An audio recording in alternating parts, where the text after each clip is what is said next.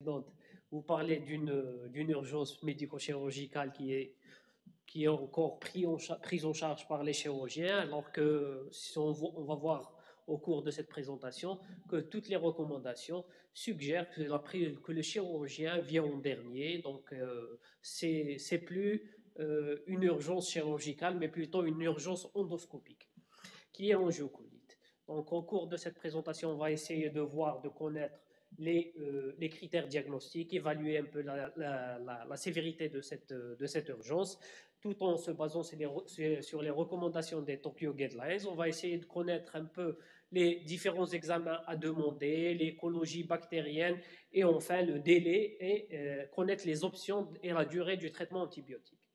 Donc, comme nous savons tous, l'angiocolite aiguë est une infection de la bile vésicule biliaire exclue, c'est-à-dire que l'infection des voies biliaires extra ou intra-hépatiques, elle est souvent liée à une obstruction des canaux biliaires, ce qui va engendrer une translocation bactérienne à l'origine de la bactériémie et du passage des endotoxines au niveau de la circulation systémique qui va engendrer le CIRS. Donc l'âge moyen de cette pathologie est de 60 ans. Donc, l'âge moyen en Europe, il est de 73 ans. Chez nous, par contre, il est de 60 ans. Ceci est lié à la fréquence des calculs biliaires qui est de l'ordre de 61%. C'est l'étiologie principale de ces angiocolites. Donc, l'obstruction biliaire par une tumeur vient en deuxième étiologie et elle représente 16% de ces étiologies. Et enfin, l'obstruction c'est une nouvelle entité qu'on est en train de voir actuellement, puisqu'on est en train d'utiliser de plus en plus des prothèses biliaires pour préparer des patients à une chirurgie d'exérèse tumorale. Et on a cette tendance à avoir des angiocolites sur prothèses biliaires qui sont à la fois difficiles à traiter, puisqu'il s'agit d'une infection nosocomiale, et la difficulté relève aussi dans l'ablation d'une prothèse qui est nécessaire pour gérer un peu un taux de bilirubine qui peut être néphrotoxique. Donc, pour poser le diagnostic, nous connaissons tous la triade de Charcot qui a été mise en évidence par M. Charcot en 1877, représentée par la douleur abdominale, fièvre et ictère. C'est une triade qui a une spécificité importante. Par contre, sa sensibilité, elle est de 26% des cas. Donc, on ne retrouve pas cette triade dans tous les cas, et d'où l'intérêt d'avoir d'autres éléments afin de pouvoir faire le diagnostic de ces angiocolites rapidement.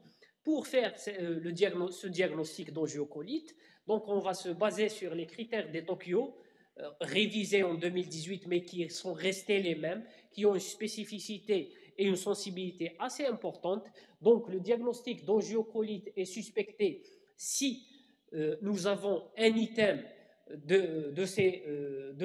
un item A plus un item B ou C. Le diagnostic est suspecté. Si nous avons un item A plus un item B plus un item C, le diagnostic, bien sûr, est définitif. Donc, ces items concernent l'inflammation spécifique, l'inflammation systémique, la cholestase et enfin l'imagerie. Donc, pour ce qui est de l'inflammation systémique, bien sûr, nous avons une fièvre supérieure à 38%, ou bien, à 38 degrés ou bien des frissons.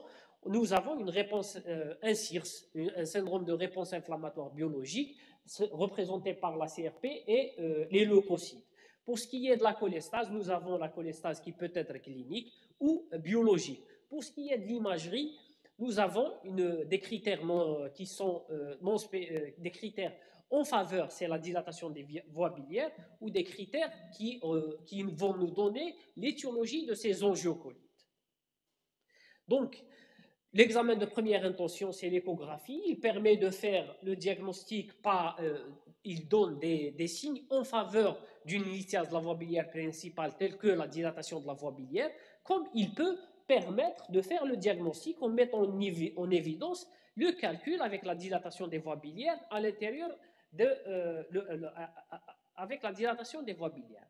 Donc le deuxième examen l'examen de deuxième intention, là bon, pour les anciens, l'examen de deuxième intention ou de référence, c'est l'IRM, mais en se basant sur les nouvelles recommandations de la Haute Autorité de Santé, le deuxième examen est la TDM. Il a une sensibilité qui avoisine les 90%, mettant en évidence le diagnostic de calcul dans les voies biliaires principales. Troisième examen à demander en cas de suspicion d'angiocolite, bien sûr, c'est l'IRM, c'est l'examen de référence pour permettre l'exploration des voies biliaires. Et seulement, c'est un examen qui est peu accessible et il y a parfois, c'est un examen qui est absent souvent. Donc, pour ce qui est de l'évaluation de la gravité, bien sûr, nous avons les angiocolites grade 3, grade 2 et grade 1. Pour ce qui est des angiocolites grade 3, c'est les angiocolites avec défaillance multiviscérale. Toutes les défaillances peuvent être vues. Pour ce qui est des angiocolites grade 2, c'est une angiocolite avec un taux de leucocytes qui est supérieur à 12 000 ou inférieur à 4 000, une fièvre élevée supérieure à 39 degrés, l'âge supérieur à 75 ans et un taux de bili qui est supérieur à 85 millimoles. Ou associé à ça, une hypoalbuminémie qui est inférieure à 0,7 fois la normale.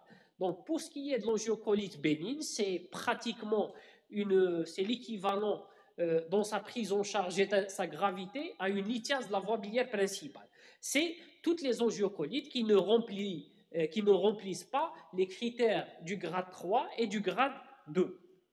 Donc, il y a des facteurs de risque qui aggravent la mortalité. Ce sont l'hyperbilirubinémie, l'antibiothérapie initiale qui n'est pas adaptée en cas de bactériémie, et enfin l'obstruction secondaire à une étiologie tumorale. Tous ces trois facteurs sont des facteurs qui sont associés à une mortalité ou à une élévation de la mortalité à 30 jours. Pour ce qui est de la deuxième étape dans la prise en charge des angiocolites, c'est l'identification du germe. L'identification du germe peut se faire par deux techniques, c'est les hémocultes qui doivent être systématiques au début, avant d'instaurer le traitement antibiotique, et ensuite la culture du liquide de la bile, du liquide, c'est-à-dire de drainage, que ce soit endoscopique ou radiologique, qui est positif dans 83% des cas. Donc, pour ce qui est des germes impliqués, nous avons les Escherichia coli et les Klebsiella. Les autres germes, nous avons l'entérocoque et le Pseudomonas. Pour ce qui est du traitement, les principes du traitement, bien sûr, c'est une antibiothérapie systémique la plus rapide précoce, associée à un drainage biliaire rapide. Donc, quel type de drainage? Nous allons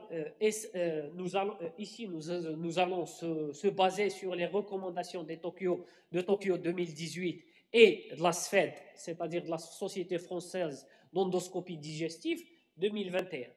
Donc, la SFED, le drainage biliaire transpapillaire endoscopique doit être bien sûr sélectionné comme traitement de première intention et de première ligne en cas d'angiocolite aiguë. Il est réalisé dans 80 à 90% des cas avec succès. Donc, il donne moins de complications, bien sûr, que le drainage percutané. Donc, la SFED recommande en cas d'angiocolite lithialgique et en l'absence de coagulopathie ou de traitement antibiotique antithrombotique plutôt, nécessitant un traitement, de réaliser un drainage endoscopique avec extraction des calculs en un seul temps, c'est-à-dire sphinctérotomie endoscopique, extraction de calculs. Donc, la SFED aussi, elle recommande en cas de trouble de la coagulation ou de prise d'antithrombotiques qui ne peuvent pas être arrêtés, elle recommande en cas d'angiocolite sur sténose la mise en place de prothèses, c'est-à-dire ne pas réaliser une sphinctérotomie endoscopique, mais juste mettre une prothèse afin de drainer cette bile. toujours dans les recommandations. Donc, en cas d'anatomie modifiée ou échec de la CPRE, la SFED recommande une alternative au drainage transpapillaire qui est le drainage, bien sûr, plutôt le drainage percutané, quand l'expertise, bien sûr, elle est présente. Donc, le drainage par écho-endoscopie, c'est une alternative qui a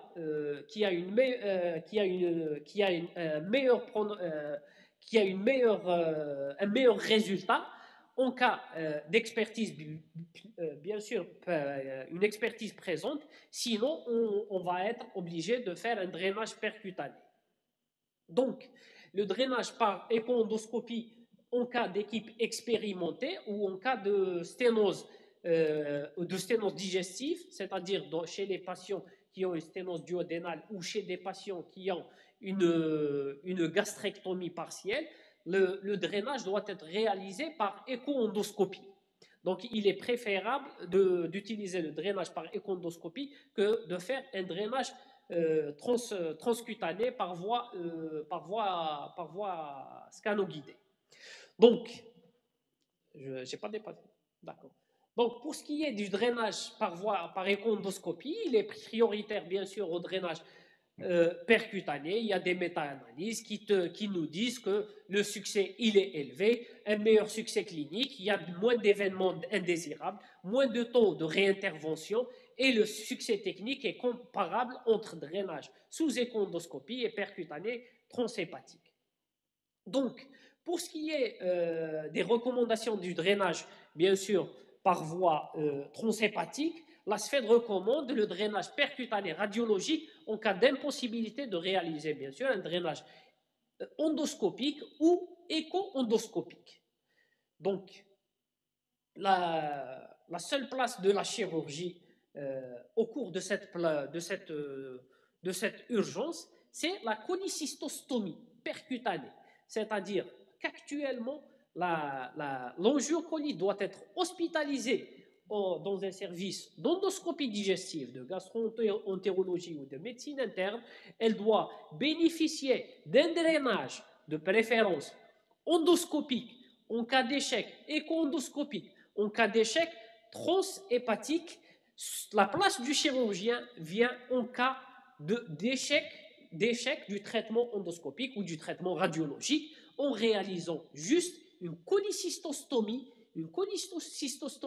qui doit être réalisée sans anesthésie générale, mais on a peu de données pour parler d'une alternative qui a un bénéfice assez important. Donc il y a peu de données. Cette technique, elle est peu utilisée par les équipes de chirurgie et elle peut être une alternative chez des patients qui ont un haut risque anesthésique ou chez des patients en attente d'un traitement. Chez des patients, on n'a pas actuellement en Algérie, on n'a pas d'endoscopie ou de drainage endoscopique fait dans le cadre de l'urgence. Donc, ça peut être une alternative. Donc, pour le délai de la désobstruction, il y a pour l'angiocolite sévère grade 3, la désobstruction doit être réalisée dans les 12 heures. En cas d'angiocolite modérée, le drainage doit être réalisé dans les 48-72 heures. Et en cas d'angiocolite bénigne, le drainage doit être réalisé sans urgence, c'est-à-dire que le drainage rejoint un drainage d'une lithiase de la voie biliaire principale. Je ne vais pas encore détailler l'antibiothérapie. Je vous remercie et merci.